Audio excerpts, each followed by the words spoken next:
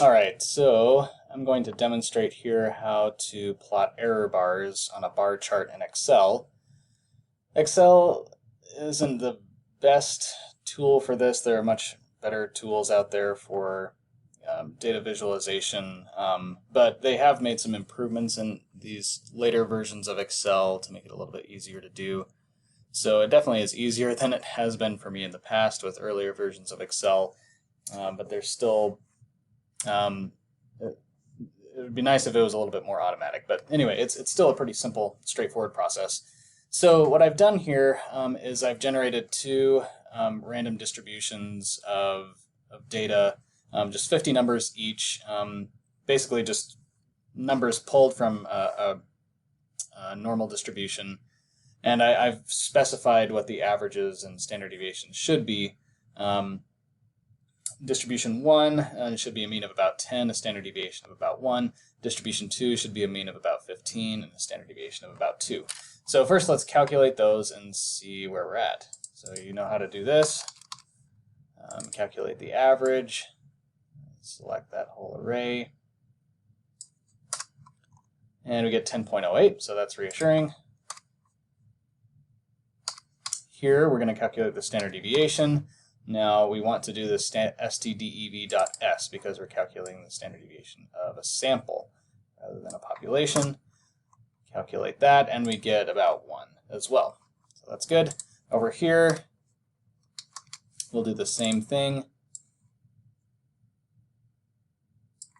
Calculate that and the standard deviation. Calculate the standard deviation of the sample.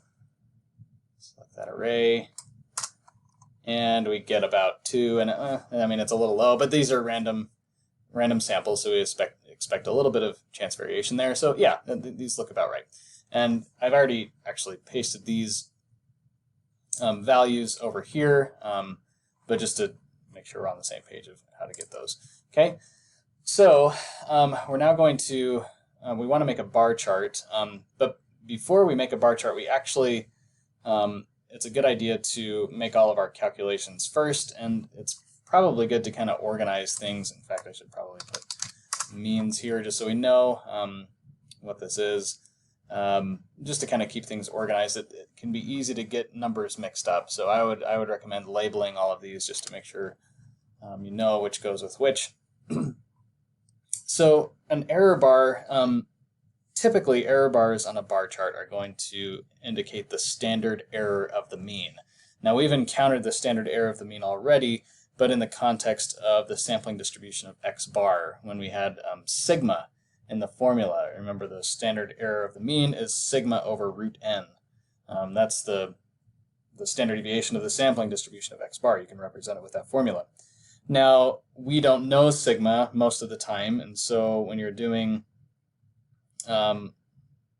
when you're trying to plot means and indicate the degree of variability around that mean, typically you're going to estimate sigma with s. So typically the formula that we'll use for standard error of the mean is going to be s over root n. We just calculated s, the sample standard deviation, just barely, and so we need to just calculate that first, and then we can put it into our bar chart in just a sec.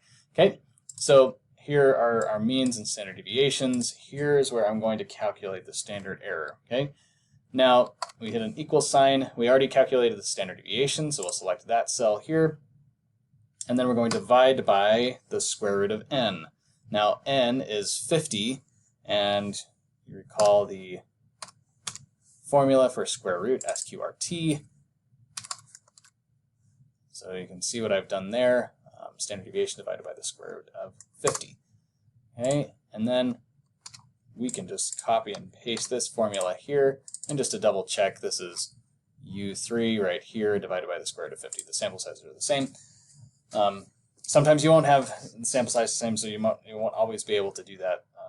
But in this case, both our samples are of size 50. Okay, so now we've got our means, standard deviations, standard error. We don't actually need this for the bar chart. Sometimes you will see error bars depicting standard deviation, but typically standard error is more informative, and we may get into that later. Okay, so we want to select the data that we want to plot. Go here to a 2D column. Of course, you'll want to add an informative title, an axis, a y-axis label. But here is what I wanted to demonstrate, to add error bars. Now, I just want to demonstrate, first of all, Excel is kind of silly. Maybe there's reasons for this that I don't understand, but for some reason, if you hit error bars, if you just click the box, you'll get these meaningless error bars that just pop up. These mean nothing. So they, at least not that I know of. They're basically just two identical error bars, and they're just some number that was pulled out of thin air or somewhere. I don't know where it comes from. But in any case, these don't tell us anything. So they really don't do us much good. And you can hit standard error here, and the number doesn't change. So it's still just a meaningless number. We should be expecting about 0.14. So this is, about 2 up and 2 down. That is not the correct number, and it's this exact same over here, and these should be different standard errors. So for some reason, Excel just thinks you want meaningless numbers. I don't understand.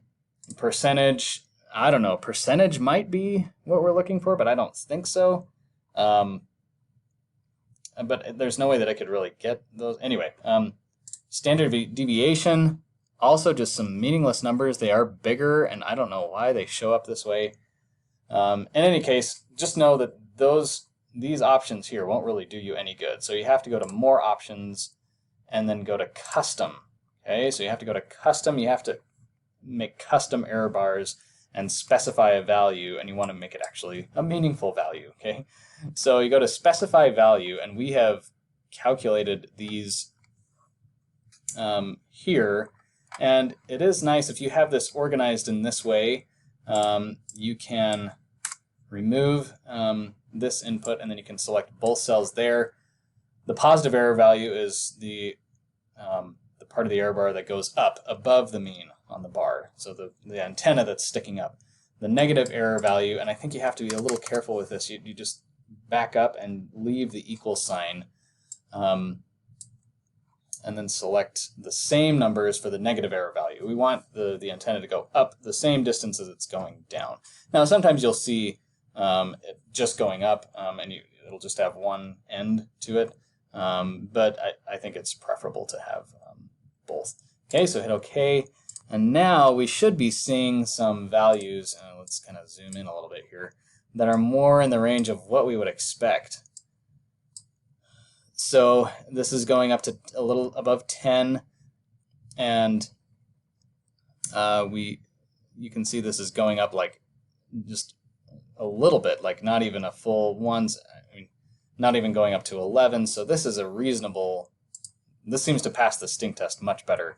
And you can also see that this one is double the distance that is shown here. So these are true error bars. Now, maybe just as a double check, if you wanted to plot the standard deviation on the error bars instead, which I'll always want you to do standard error unless I specify otherwise. But just to make sure that we're getting correct numbers in here, let's just do this.